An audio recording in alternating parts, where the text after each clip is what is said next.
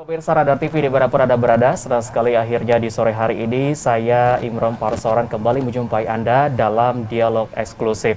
Tentunya di hari ini edisi Rabu 2 Maret 2022 kita akan membahas tema yang sangat menarik di sore hari ini, yakni tentang peran FKPT atau Forum Koordinasi Pencegahan Terorisme Provinsi Lampung dalam upaya pencegahan radikalisme dan terorisme. Untuk itu bagi Anda yang ingin bergabung bersama kami untuk menanyakan tema yang sangat menarik di sore hari ini, Anda dapat menghubungi line interaktif kami di 0721561022 atau di 56100122. Dan tentunya tayangan ini dapat Anda saksikan melalui live streaming kami di www.radartv.co.id ataupun melalui kanal YouTube Radar Lampung TV. Baik, pemirsa, tentunya salah satu kewajiban negara sebagai amanat Undang-Undang Dasar Republik Indonesia tahun 1945 adalah melindungi segenap bangsa Indonesia dan seluruh tumpah darah Indonesia. Strategi pencegahan radikalisme yang berujung pada aksi teror senantiasa merujuk pada perkembangan kegiatan tersebut dalam lingkup global. Tentunya strategi terorisme ini adalah merubah kebijakan pemerintah, menimbulkan konflik horizontal vertikal, menunjukkan kelemahan, mempermalukan pemerintah, dan mendelegitimasi pemerintah. Namun, pemirsa, tak lama ini Badan Nasional Penanggulangan Terorisme atau BNPT dalam Rakernas ke-10 di Kota Batu, Jawa Timur pada pertengahan Februari 2022 melantik pengurus FKPT atau Forum Koordinasi Pencegahan Terorisme 34 provinsi se-Indonesia, termasuk pula jajaran pengurus FKPT Lampung, dan tentunya banyak hasil penting Rakernas dalam upaya pencegahan terorisme dan radikalisme. Kita akan membahasnya bersama dengan jajaran FKPT Provinsi Lampung terkait apa saja program kerja ataupun juga upaya pencegahan radikalisme dan terorisme. Langsung saja kita perkenalkan ketiga narasumber kita di sore hari ini, yakni yang pertama ada Dr. Andes Muhammad Firsada MSI selaku Ketua FKPT Provinsi Lampung. Assalamualaikum Pak Firsada. Apa kabar Pak? Alhamdulillah sehat. Selamat datang di studio Radar Lampung TV Pak. Ini untuk yang pertama kali? Oke, sudah siap untuk membahas tema kita yang sangat menarik biar pemirsa semua yang ada di rumah tahu seperti apa jajaran kepengurusan dari FKPT Provinsi Lampung ya Pak. Baik, narasumber kita yang kedua di sore hari ini pemirsa ada Bapak Dr. Abdul Qodir Zailani SHI MA selaku Ketua Bidang Pengkajian dan Penelitian FKPT Provinsi Lampung. Halo, selamat sore Bapak Abdul. Apa kabar Pak? Alhamdulillah sehat. Tetap sehat ya Pak ya, dan tetap semangat dalam masa pandemi ya Pak ya. Iya, baik. Dan narasumber kita yang ketiga di sore hari ini, yakni ada Bapak Andili SH selaku Bendahara FKPT Provinsi Lampung. Selamat sore Pak Andi. Selamat sore. Apa kabar Pak? Sehat selalu. Oke, tetap semangat ya Bapak-bapak ketiga di sore hari ini sudah hadir studio Radar TV. Terima kasih, dan tentunya kita sudah akan membahas tema yang sangat menarik sehingga pemirsa yang ada di rumah memahami pemahaman pencegahan radikalisme dan terorisme yang nantinya akan kita bahas bersama dengan jajaran FKPT Provinsi Lampung. Baik, saya ke Pak Firsada terlebih dahulu Pak. Nah, tidak lama ini kan memang ada terjadinya Rakernas ya Pak yang ke-10 yang dilakukan di Jawa Timur beberapa waktu yang lalu. Mungkin Pak, bagaimana komposisi kepengurusan FKPT Lampung dan siapa saja pengurusnya dan apa saja nih bidang tupoksinya dari berbagai jajaran yang ada di FKPT Provinsi Lampung ini? Silakan Pak. Ya, terima kasih.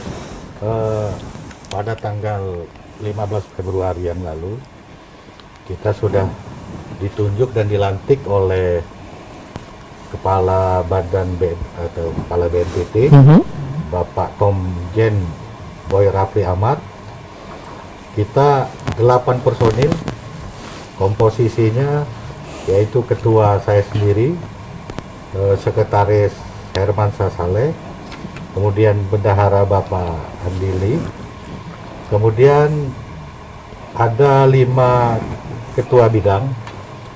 Yang pertama ketua bidang pengkajian Bapak Dr. Abdul Qodir Zailani, kemudian ketua bidang media Bapak Ardiansa SH, kemudian ketua bidang perempuan yaitu Ibu Siti Mariamah, dan satu lagi ketua bidang pemuda itu Bapak Kurniawan atau Bapak Ken Setiawan. Jadi 8 bidang orang agamanya Pak? Nah ya, bidang agama satu yaitu Ustadz Suparman Abdul Karim yang sudah sempat viral memberikan tausiah dan ceramah. Oke, jadi ada 8 jajaran dalam kepengurusan FKPT Provinsi Lampung seperti itu ya Pak. Betul. Tapi mungkin pemirsa yang ada di rumah belum mengetahui nih Pak, salah satu forum koordinasi pencegahan terorisme atau FKPT. Nah, tapi sebenarnya kalau kita membicara tentang tupoksi atau tugas dari FKPT ini seperti apa Pak? Ya, FKPT ini dibentuk sebagai mitra BNPT, Badan Nasional Penanggulangan Terorisme. Ya. FKPT ini adalah unsur dari masyarakat yang membantu pemerintah dalam pencegahan terorisme. Oleh karenanya namanya Forum Koordinasi Pencegahan Terorisme. Sebagai bentuk mitra dari pemerintah, karena BNPT menganggap bahwa untuk melaksanakan tugas pencegahan itu diperlukan berbagai unsur atau lebih dikenal namanya pentahelix. Pentahelix. 5 unsur ya. Ya. 5 unsur itu pemerintah, dunia usaha, masyarakat, akademisi, dan media. Nah, 5 unsur ini harus berjalan sama-sama. Untuk mencegah terorisme tidak hanya pemerintah, tetapi masyarakat, dunia usaha, akademisi, dan media. Semua harus bersama-sama secara sinergis untuk melakukan upaya pencegahan terorisme yang mengancam NKRI. Oleh karenanya, struktur dalam FKPT ini mewakili 5 unsur itu. Dari dunia usaha ada, dari media ada, dari akademisi Bapak Abdul Qadir Jalani, kemudian dari media juga sudah ada, dan dari agama. Jadi lengkap komposisi FKPT ini untuk membantu pemerintah dalam hal pencegahan terorisme. Oke, baik. FKPT ini kan salah satu tadi Bapak sudah menjelaskan bahwa mitra dari BNPT ya Pak. Nah, FKPT yang ada di Provinsi Lampung ini sudah berada di Provinsi Lampung itu sudah berapa tahun Pak? FKPT ini dibentuk tahun 2012. Jadi masa baktinya itu 2 tahun. Jadi sudah beberapa kali berganti. Nah, kita ini yang kesekian kalinya, yang baru dilantik pada 15 Februari yang lalu, dan akan bertugas sampai tahun 2023, 3 tahun. Jadi BNPT mengambil kebijakan untuk masa bakti 3 tahun. Kita bekerja, dan nanti setelah masa bakti ini akan dipilih kembali unsur-unsur dari masyarakat menjadi pengurus FKPT. Baik, tapi kalau misalkan di mata seorang Bapak Ketua FKPT Provinsi Lampung, Bapak Firsada, melihat bagaimana kondisi ataupun peta radikalisme dan terorisme yang ada di Provinsi Lampung sejauh ini, Pak?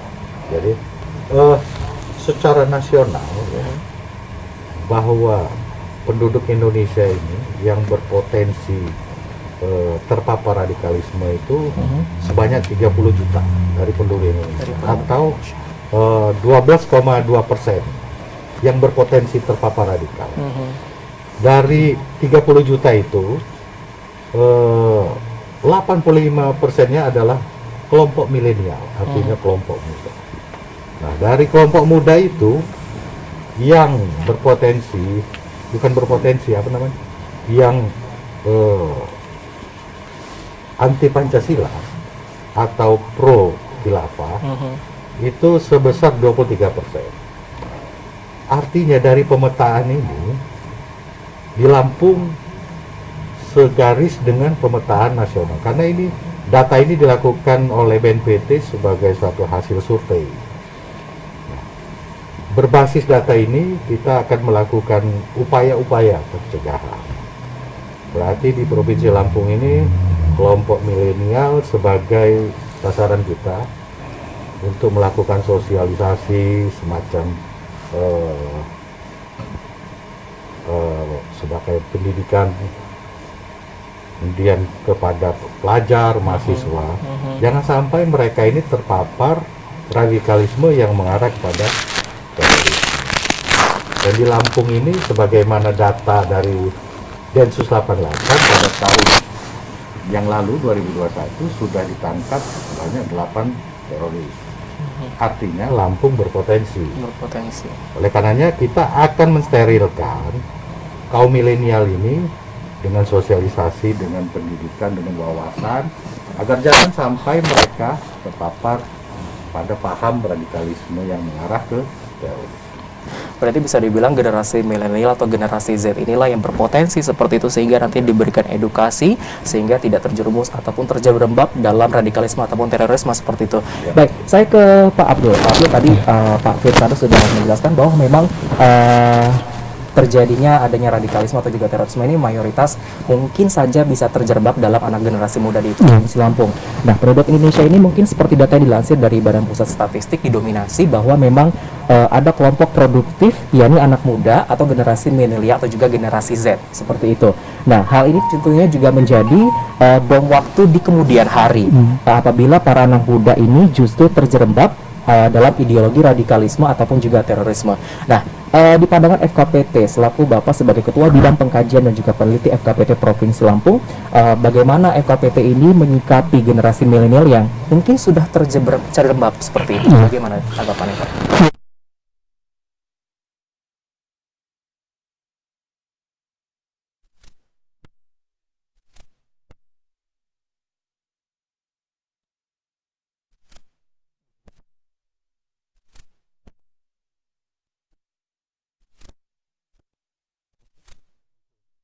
Maka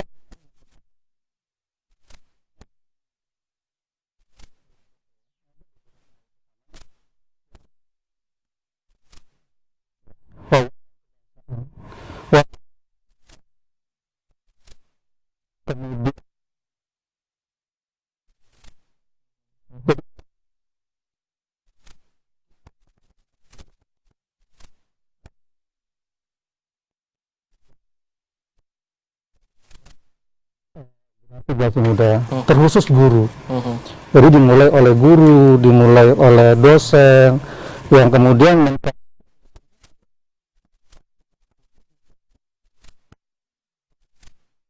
seperti itu. Baik, saya ke Pak Andi. Pak Andi, ini kan Pak Andi selaku Bendahara FKPT Provinsi Lampung sekaligus kalau tidak salah Wilubi ya Pak ya? Iya, Oke, betul. baik. Seperti kita tahu toleransi itu kan memang lawannya intoleransi ya Pak ya, seperti itu. Nah, teroris ini kan cenderung kuat sebagai intoleran seperti itu.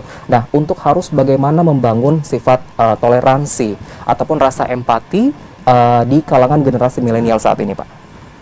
Kalau kami di dalam FKPT ini sendiri itu bicaranya setiap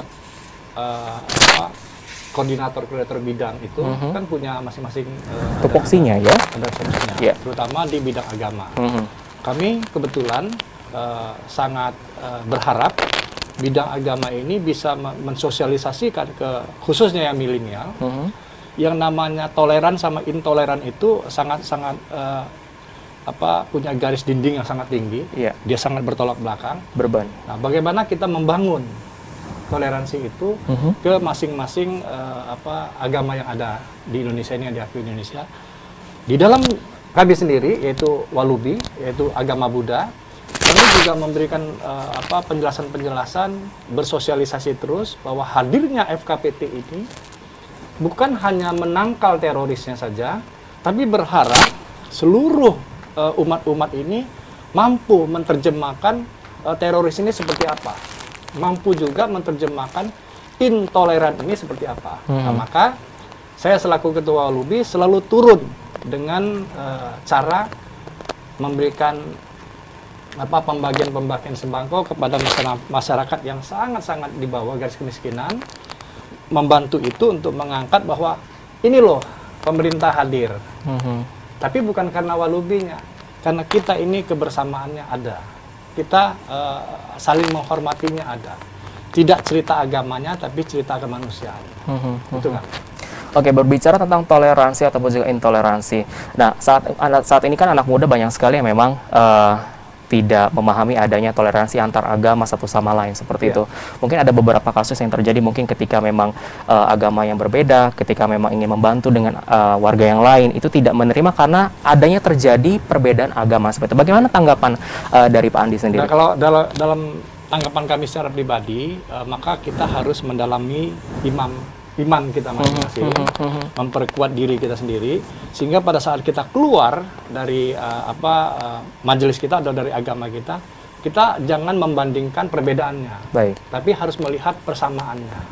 Satu tujuan, arahnya kemana, itu agama.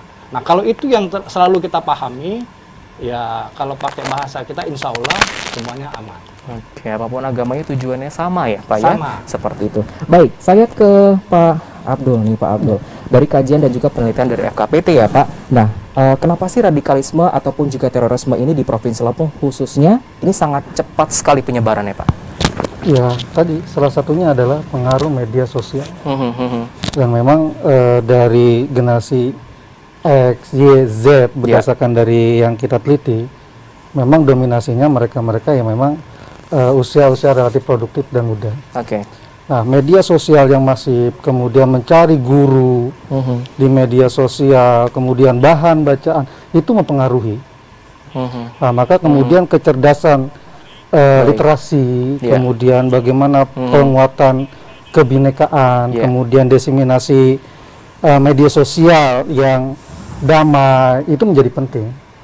Sehingga peran kita sebagai warga, kemudian juga sebagai tokoh masyarakat misalnya, kita berperan aktif bagaimana kemudian narasi-narasi yang kita bangun adalah narasi-narasi kedamaian, narasi-narasi yang produktif, yang bukan kontraproduktif. Kemudian bagaimana membangun cinta kasih, toleransi. Nah, ini penting. Termasuk bagaimana menghargai budaya lokal. Karena ternyata hasil dari penelitian yang dilakukan oleh BNPT di seluruh Indonesia, bahwa salah satu menangkal radikalisme adalah dengan cara penguatan kearifan lokal. Dan ini menjadi penting. Seperti itu. Baik, berarti bisa dibilang di era digital saat ini kita memang harus bijak mengambil informasi atau membaca informasi, ataupun juga kita membuat berbagai postingan yang ada di sosial media seperti itu. Jangan sampai kita adanya unsur mengujar kebencian seperti itu ya Pak ya. Baik, Pak Firsada, Pak Abdul dan juga Pak Andi akan kita bahas kembali setelah usai jeda pariwara berikut ini. Untuk itu pemirsa jangan kemana-mana, tetaplah bersama kami di Dialog Eksklusif.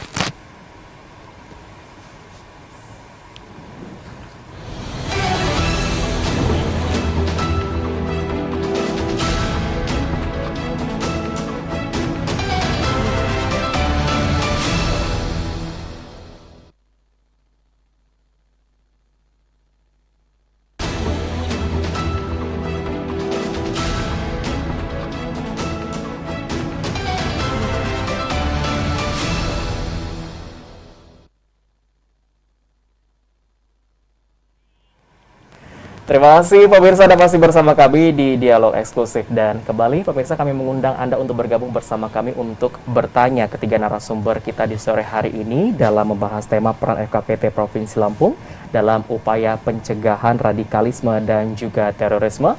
Anda dapat menghubungi line interaktif kami di 0721561022 atau di 56122. Dan tentunya tayangan ini dapat Anda saksikan melalui live streaming kami di www.radartv.co.id ataupun juga di kanal YouTube Radar Lampung TV. Baik, saya ke Pak Firsada nih Pak, selaku Ketua FKPT Provinsi Lampung. Sejauh ini yang sudah dilakukan oleh FKPT Provinsi Lampung terkait kinerja ataupun juga program kerja yang dicanangkan oleh FKPT Provinsi Lampung seperti apa Pak? Terima kasih. Jadi ketika kita dilantik, kita sudah menyusun program untuk melakukan kegiatan-kegiatan strategis di berbagai bidang. Nah, sesuai basis data kita itu adalah kaum milenial yang berpotensi terpapar radikal. Kita melakukan edukasi kepada pelajar dan mahasiswa.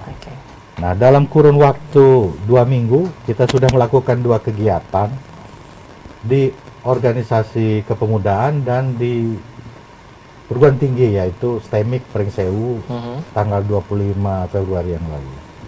Ya. Yang namanya radikalisme ini kita harus melakukan pencegahan. Jadi kita melakukan edukasi kepada mahasiswa dan pelajar dan pemuda ciri-ciri yang namanya radikalisme, agar mereka ini tidak terpapar paham radikalisme. Karena kami FKPT ini sepakat menganggap paham radikalisme ini adalah virus penyakit ya. Dan kita akan memberikan vaksin kepada kelompok milenial dan pelajar mahasiswa. Oke, baik. Apakah memang sejauh ini yang telah diberikan untuk menyebar informasi adanya tidak baik, adanya radikalisme ataupun juga terorisme sejauh ini, menurut Pak Ketua sendiri, apakah memang sudah pesan yang disampaikan sudah pasti paham dari mahasiswa tersebut, Pak? Ya, jadi sebagaimana perkembangan teknologi yang disampaikan Pak Abdul Qadir, bahwa sekarang teknologi media sangat cepat ya.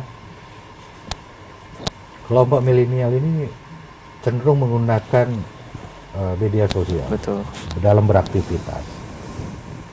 Mereka waktunya banyak digunakan untuk menggunakan media sosial. Terlebih masa pandemi ini. Banyak beraktivitas di rumah dengan menggunakan itu. Betul. Dan yang namanya paham radikalisme ini disebarkan melalui media sosial.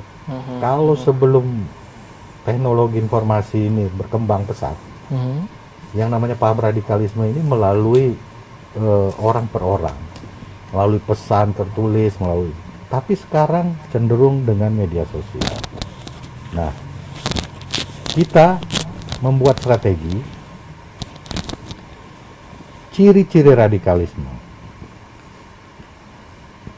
agar mereka menyadari bahwa yang namanya radikalisme ini bentuknya seperti ini. Ciri-cirinya antara lain intoleran, kemudian ekstrim, takfiri. Nah, intoleran berarti dia dengan kelompok atau agama lain dia tidak menerima.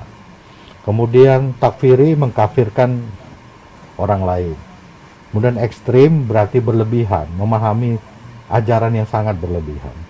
Nah, ini awal-awal yang namanya bentuk radikalisme. Mana kita ketahui bahwa yang namanya radikalisme itu dia akan terbagi menjadi 3 tahapan. Ya. Pertama dari pemikiran atau pemahaman. Kedua dari sikap. Ketiga dari perbuatan. Yang berbahaya ini kalau sudah sampai ke perbuatan.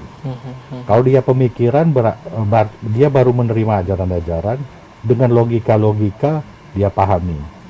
Kalau sudah sikap, dia akan masuk ke kelompok tertentu yang dimana yang kelompok ini sudah dilarang oleh pemerintah.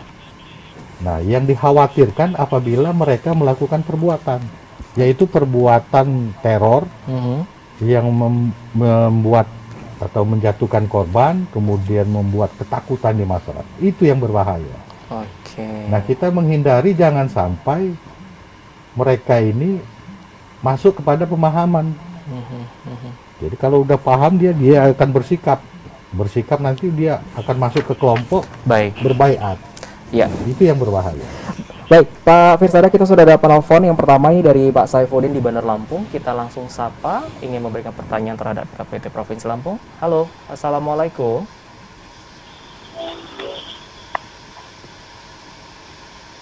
Halo Pak Saifuddin. Halo. Iya, selamat sore Pak. Sore. Baik, silakan Pak Saifuddin di Bandar Lampung untuk dapat memberikan pertanyaan kepada narasumber kita dari FKPT Provinsi Lampung di sore hari ini. Silakan Pak. Baik, terima kasih. Para hadir sore hari ini. Sebelumnya izin memperkenalkan diri, nama saya Saifuddin. Saya sendiri sebagai warga masyarakat Bandar Lampung. Izin bertanya Pak, ini mengenai terorisme. Pertanyaan di sini Pak, namanya akar penyebab radikalisme dan teroris saat ini banyak tayang Mohon di maaf, Bapak Saifuddin, mungkin sinyal terkendala jadi agak sedikit terputus-putus. Bisa mohon maaf kita ulangi kembali pertanyaannya Pak? baik. Siap. pertanyaannya, akar penyebab deradikalisme dan terorisme saat ini banyak tayang di media informasi atau berita hoax dengan unsur kekerasan tak tersensor di media sosial. Nah, muncul pertanyaan dari bagaimana cara penyaringan informasi atau tayangan seperti yang saya gambarkan di atas. Siapa yang terima kasih. Baik, terima kasih Pak Saifuddin. Mungkin poin inti pertanyaannya sudah kita dapatkan. Nah, ini mungkin pertanyaan adalah banyak sekali informasi yang beredar tentang penyebab dari radikalisme atau juga terorisme seperti itu. Nah, ketika penyaringan informasi, nah ini yang berperan aktif seharusnya seperti apa nih Pak dalam penyebaran informasi untuk menyebarkan informasi yang adanya terkait terorisme atau juga radikalisme seperti itu? Ya, terima kasih ya. Dalam era globalisasi ini, artinya dunia tanpa batas. Kita bisa mengunjungi di mana saja melalui media. Ya. Dan bisa berkomunikasi dari mana saja melalui media. Artinya setiap orang berpotensi untuk belajar sesuatu yang tanpa disadari lama-kelamaan itu menjadi suatu paham. Banyak kalangan ya mempelajari sesuatu misalnya melalui YouTube pada satu guru, pada satu seseorang, sehingga dia terfokus pada satu guru. Akhirnya dia menjadi satu paham.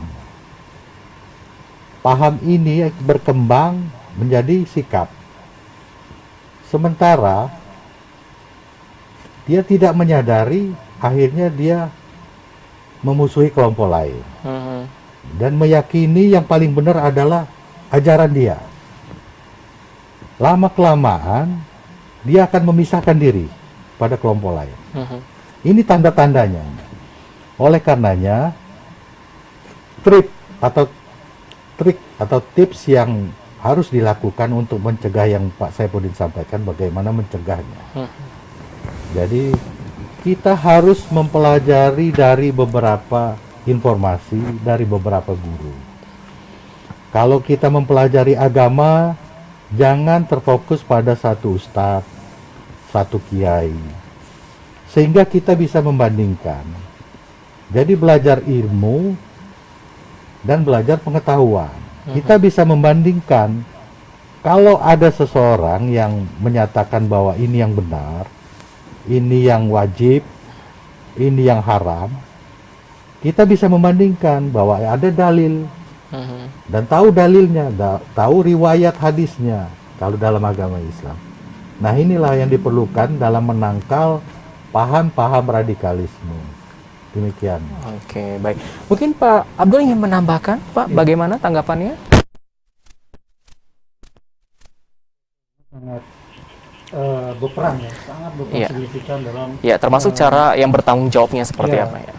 Solusi yang pertama adalah saring sebelum sharing. Yes. Artinya kita perlu menyaring informasi ini, benar atau tidak. Dengan cara apa? Yang pertama kita lihat media-media mainstream memberitakan atau tidak. Karena semua orang sekarang kan bisa. Iya. Motifnya banyak kan, membuat narasi-narasi kebencian, permusuhan, itu kan motifnya banyak. Bisa politik, bisa ekonomi dan sebagainya. Maka yang pertama adalah saring. Oke. Ada nggak berita itu di media mainstream, itu yang pertama. Yang kedua terkait dengan sebagaimana tadi petetua kaitan dengan guru gitu kan. Nah, ini perlu memang bagi kita melihat profil siapa ustadz ini. Kemudian bagaimana pemahamannya. Karena tadi pemahaman itu akan mempengaruhi alam bawah sadar sehingga menjadi ideologi. Ketika sudah menjadi ideologi, itu bisa menjadi sebuah gerakan. Tadi perbuatan itu bisa mempengaruhi seorang menjadi teroris. Maka yang pertama perlu berguru dengan sanad yang jelas. Nah, kita membahasakan dengan sanad. Siapa dia, kemudian bagaimana pemahamannya. Kalau pemahamannya sudah ujar kebencian kepada pemerintah, melegitimasi pemerintah, kemudian anti negara, kemudian takfiri, sebagai ketua tadi mengatakan yang berbeda dengan kita kafir, surga milik kita dan lain sebagainya. Betul. Nah ini adalah sebagai indikator bahwa paham-paham radikal sudah ada. Sehingga kalau sudah merasa kebenaran tunggal, klaim kebenaran tunggal bahwa hanya dia yang benar. Nah ketika ini dibiarkan, sehingga ini menjadi sesuatu yang akan membawa bangsa kita menjadi kurang bagus, bagaimana tadi kan intoleran, kemudian eksklusif, kemudian ekstrim dan lain sebagainya. Nah, yang pertama tadi sanad harus jelas, profiling gurunya juga harus jelas. Kemudian perlu juga mencari guru-guru yang memang berpikiran bijak. Kalau di dalam hukum Islam itu ada muqarranatul madzahib. Bagaimana kemudian tidak hanya bahwa pemahaman ini benar. Nah, kita perlu ada yang menyerang bahwa ini pemahamannya ada yang lain, ada yang berbeda, sehingga dengan adanya perbedaan itu akan menjadikan seseorang lebih luas, lebih toleran dan lain sebagainya. Karena memang banyak sekali berbagai informasi yang tersebar luas di media sosial saat ini, memang sampai mungkin orang tidak bisa membedakan apakah itu memang radikal dan lain sebagainya, karena memang informasi yang ditampilkan ini banyak sekali. Nah, apakah memang ini menjadi tanggung jawab bersama dan mungkin khususnya untuk Diskominfotik Republik Indonesia khususnya untuk menyaring berbagai informasi sehingga mungkin bisa di-take down video tersebut ataupun juga berita tersebut termasuk dalam satu menyebaran informasi radikalisme seperti itu? Ya memang peran serta semua, termasuk memang Diskominfo kan juga ada beberapa ini hoax gitu kan. Ketika mencari benar sih berita ini hoax, yang benar ada gini. Gambarnya ini sebenarnya gambar yang ini tapi dinarasikan dengan ujaran kebencian. Nah, memang tugas bersama sebenarnya, bukan hanya pemerintah tapi juga masyarakat, kemudian tokoh adat, tokoh agama yang memang berperan aktif bagaimana kebinekaan, kemudian perbedaan itu menjadi lumrah, bagaimana kemudian kita menghargai. Nah, saya pikir tugas kita bersama sebenarnya. Oke, baik. Kita akan kembali lagi Pak Firsada, Pak Abdul dan juga Pak Andi setelah usai jeda pariwara berikut ini. Tetaplah bersama kami di Dialog Eksklusif.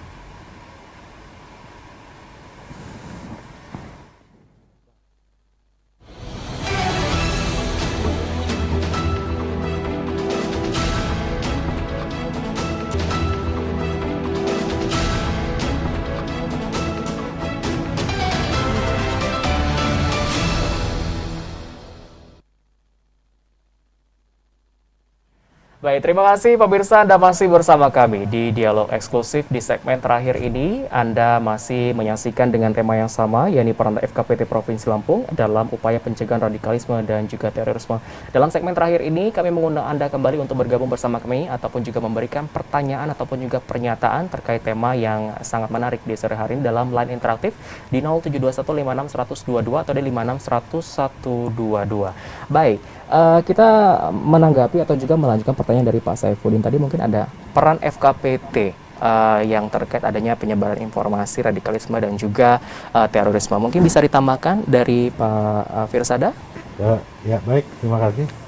Bahwa FKPT ini adalah forum koordinasi pencegahan terorisme. Kita punya bidang agama, bidang pengkajian, bidang perempuan, kemudian bidang kepemudaan, dan bidang media, hukum. Jadi kita semua bidang bekerja.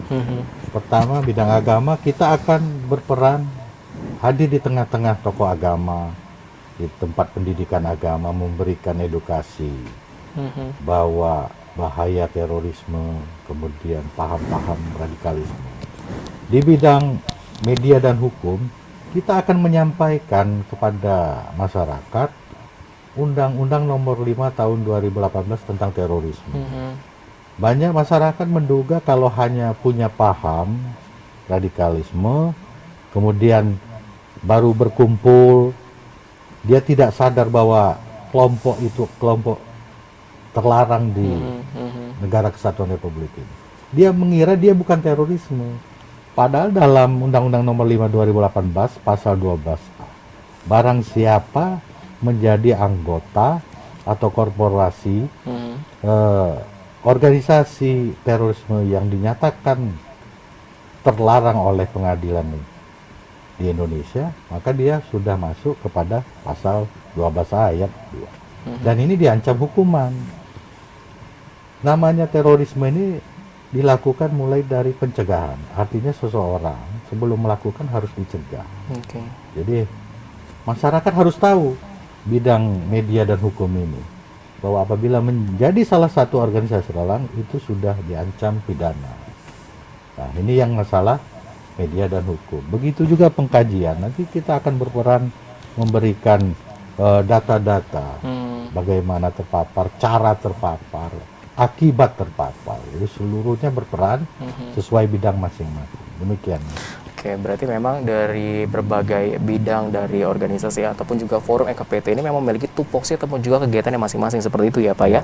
Baik, saya ke Pak Andi nih Pak. Tadi Pak Firsada sudah menjelaskan di awal bahwa memang ada berbagai program kerja ataupun juga kegiatan-kegiatan yang telah dilakukan oleh FKPT Provinsi Lampung. Nah, mengingat kalau kita mengadakan sebuah kegiatan pastinya membutuhkan berbagai dana dan lain sebagainya. Nah, kalau dari pandangan Pak Andi selaku bendahara FKPT Provinsi Lampung, dana yang dikucurkan ini ataukah memang ada dari pemerintah ataupun memang ada dana pribadi yang disiapkan oleh FKPT Provinsi Lampung? Baik, sementara ini FKPT ini kan kepanjangan tangan dari BNPT sendiri. Iya.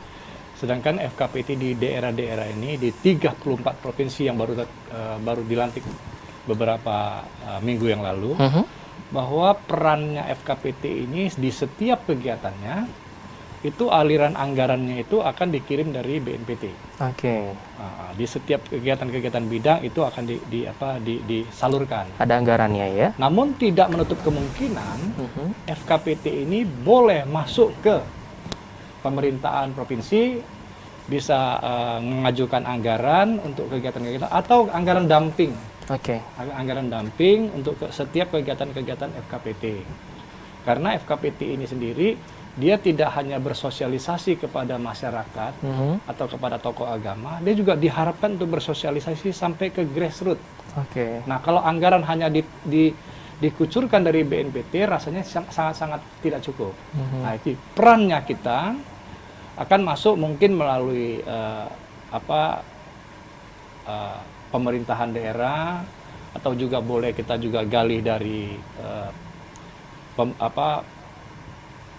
perusahaan-perusahaan swasta gitu, boleh, itu tidak dilarang sama sekali. Dan kita memang diharapkan supaya peran masyarakat, terutama pengusaha-pengusaha, terutama di Lampung, juga dapat memberikan apresiasi kepada kita, karena kita sendiri juga tidak ada terima gaji. Kita betul-betul abdi dan tulus. Tidak ada cerita-cerita yang lain. Tidak ada gaji, nggak ada. Nah, cuman kalau honor-honor kecil ada, pasti ada. Nah, maka berharap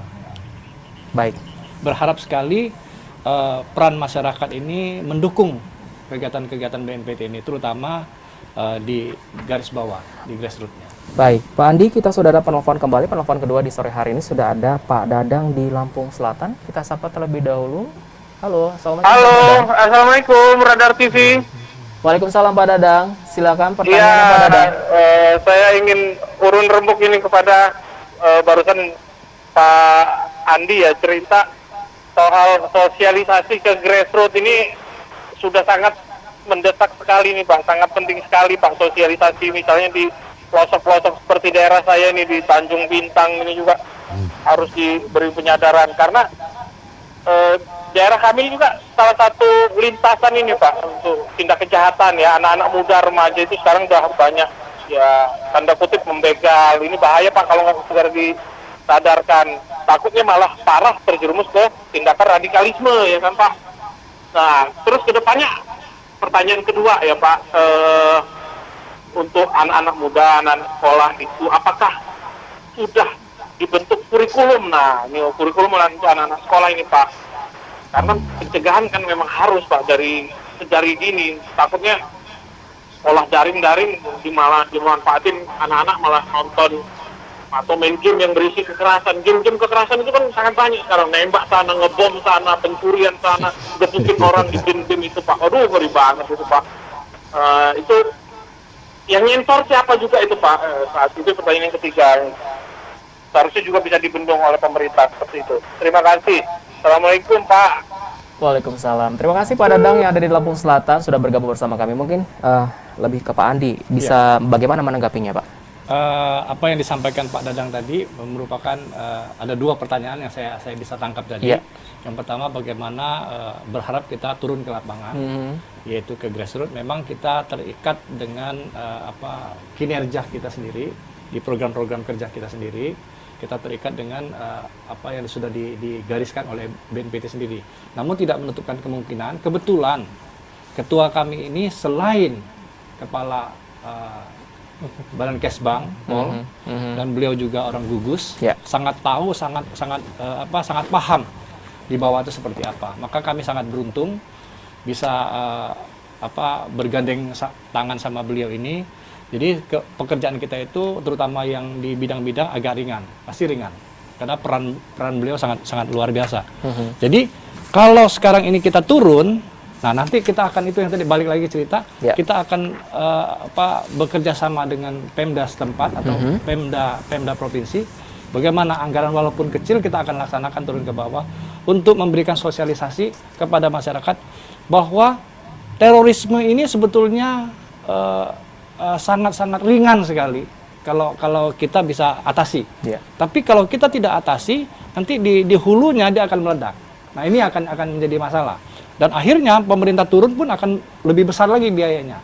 Lebih baik kita dengan anggaran yang kecil tapi bisa menuntaskan ini semua. Ini yang pertama. Kedua, masalah pendidikan. Kalau yang pendidikan ini kita tidak masuk ke bawah, sekarang ini kan kita harus bekerja sama dengan dinas pendidikan.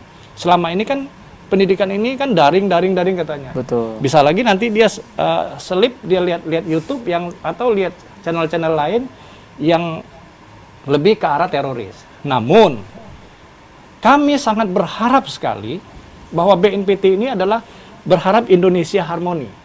Tapi Indonesia tidak akan harmoni sebelum keluarga itu harmoni dulu.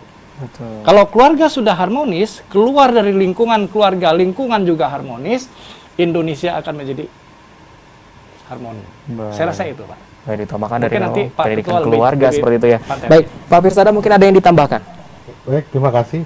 Dari dua pertanyaan itu, pertama kekhawatiran Pak Dadang mengenai para pemuda yang melakukan kejahatan, kemudian berpotensi ke radikalisme. Kita FKPT nanti akan menggandeng bersinergi dengan pemerintah daerah setempat, bupati, camat, kepala desa atau kepala kampung. Kemudian bekerja dengan Kementerian Agama melalui kantor urusan agama, kemudian Dewan Masjid, sehingga tokoh-tokoh di desa itu akan disampaikan moderasi beragama.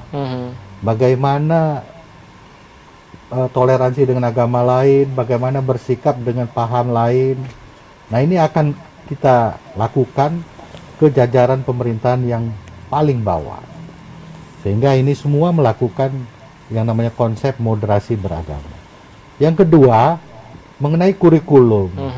Kita sudah mulai melakukan kegiatan terhadap guru-guru. Mengembalikan lagi konsep wawasan kebangsaan. Selama ini Pak, 2 tahun persis ya, dalam pandemi, persis rasa kebangsaan ini menurun. Karena anak-anak sekolah tidak melakukan upacara lagi, tidak mengucapkan Pancasila lagi. Betul. Sehingga ini dilakukan secara daring kegiatan pembelajaran. Nah kita akan meningkatkan kurikulum melalui guru-guru. Didik anak-anak mencintai bangsanya, mencintai saudaranya, mencintai kelompok lain, suku lain. Dengan ada rasa kebangsaan, maka kita akan terhindar dari paham-paham yang membenci kelompok lain, ekstrim, intoleran, dan takfiri tadi. Ini mulai dari sekolah, demikian. Oke, karena memang dilihat dari memang saat ini kita sekolah aja melalui daring ataupun juga dari rumah, Iya. ini banyak sekali dampak-dampak negatif dari karakter dari anak tersebut ya Pak ya, karena mungkin kurangnya mendapatkan informasi ataupun juga kurangnya mendapatkan keinginan belajar yang lebih tinggi dibandingkan dengan ketika memang belajar tatap muka ataupun juga daring seperti itu. Baik, saya ke Pak Abdul. Pak Abdul, apakah memang faktor dari radikalisme ini termasuk faktor kemiskinan ini masih menjadi pemicu Pak? Ya, salah satunya. Mhm. Salah satu pemicu. Maka berdasarkan hasil penelitian beberapa tahun yang lalu, untuk menangkal paham radikalisme, selain dari tadi local wisdom ya, Ya. adalah kesejahteraan. Jadi kesejahteraan itu penting. Ketika seseorang sejahtera, kemudian fokus dengan usaha dan sebagainya, untuk pikiran-pikiran yang negatif, kemudian pengaruh-pengaruh negatif, kemudian bayang-bayang negatif, nah itu akan menurun. Itu berdasarkan penelitian beberapa tahun sebelumnya ya, bahwa tadi kesejahteraan itu bisa menjadi daya tangkal seseorang untuk terhindar dari radikalisme dan terorisme. Maka kemiskinan itu adalah faktornya. Oke, itu faktor penyebab salah satunya ya Pak ya. Iya. Oke. Yang terekrut kan, Pak. Iya, yang terekrut. Oke, baik. Dan apakah benar nih Pak Abdul kalau misalkan paham radikalisme ataupun juga terorisme ini menjangkiti anak-anak muda dari kalangan mahasiswa ataupun juga relatif terpelajar seperti itu? Nah, kira-kira ini apa Pak penyebabnya? Iya, itu juga berdasarkan ini ya, data penelitian. Jadi memang ya tadi penyebabnya banyak sebenarnya.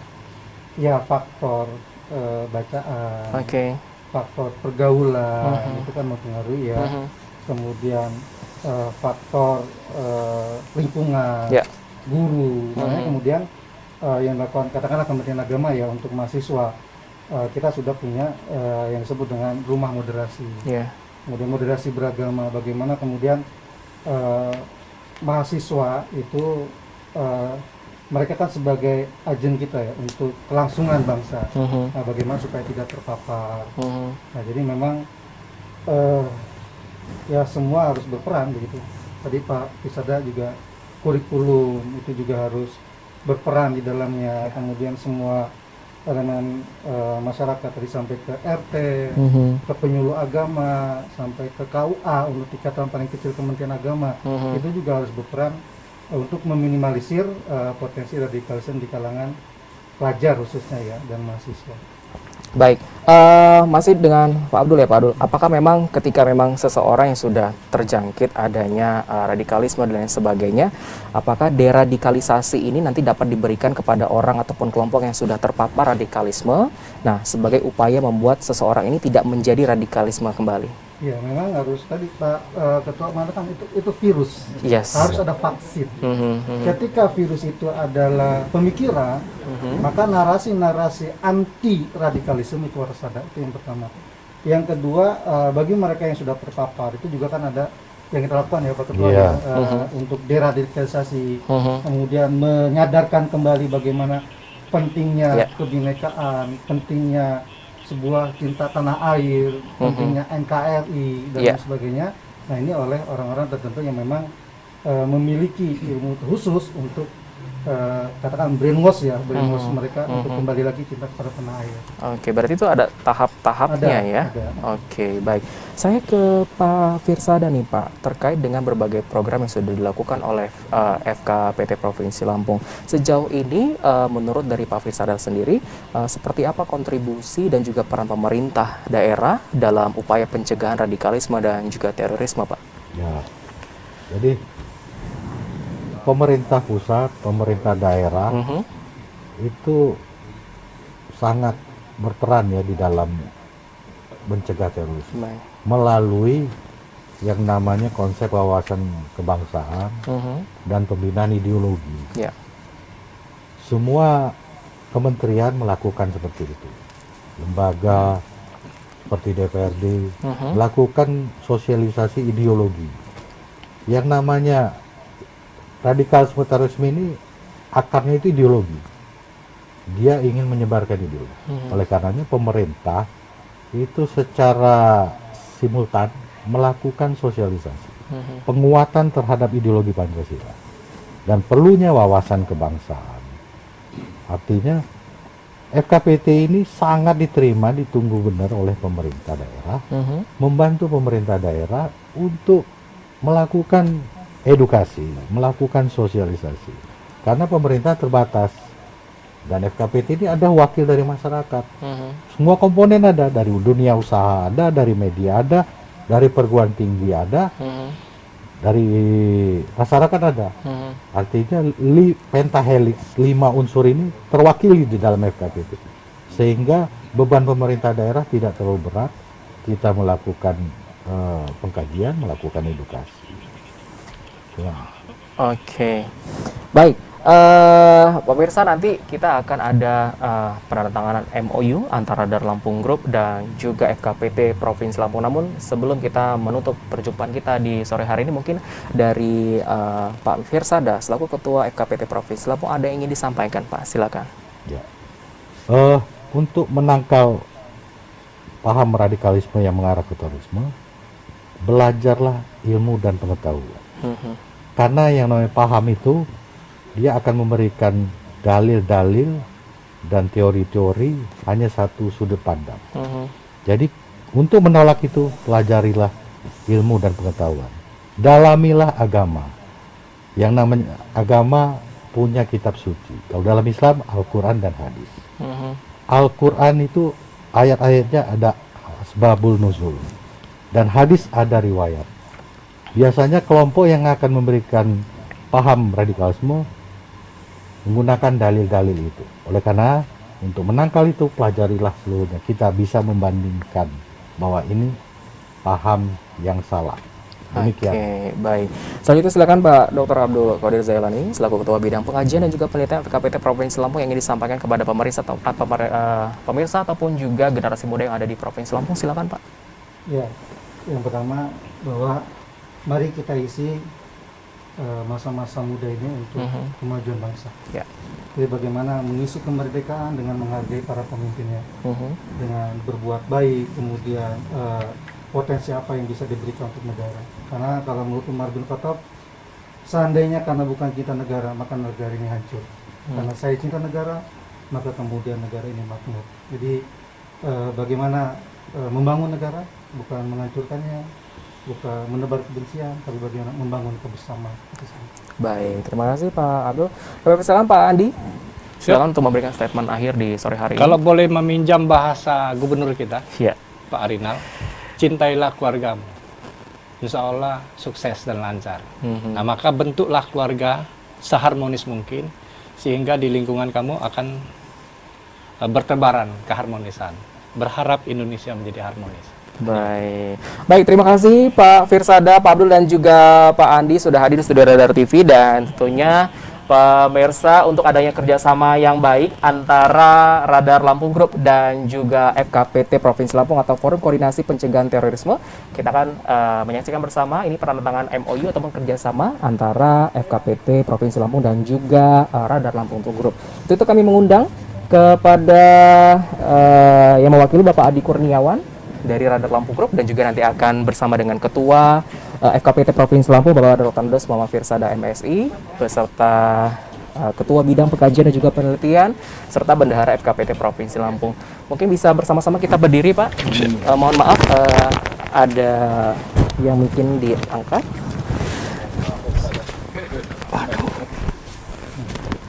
Izin, Pak. Baik. Bisa di sebelah sini Bapak Firsada. Silakan Pak Adi. Disaksikan oleh Bendahara dan juga Ketua Bidang Pengkajian dan juga Penelitian FKPT Provinsi Lampung. Ini merupakan penandatanganan MOU ataupun kerjasama antara Radar Lampung Group dan juga FKPT Provinsi Lampung.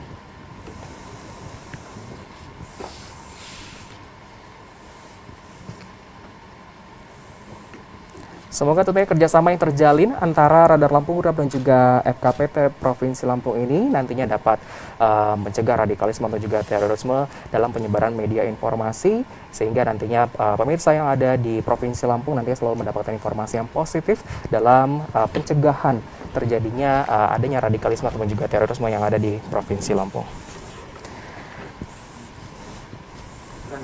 Baik, boleh mungkin bersalaman? Iya, boleh. Iya, boleh bersalaman. Baik, naskahnya boleh dilihatkan? Ya.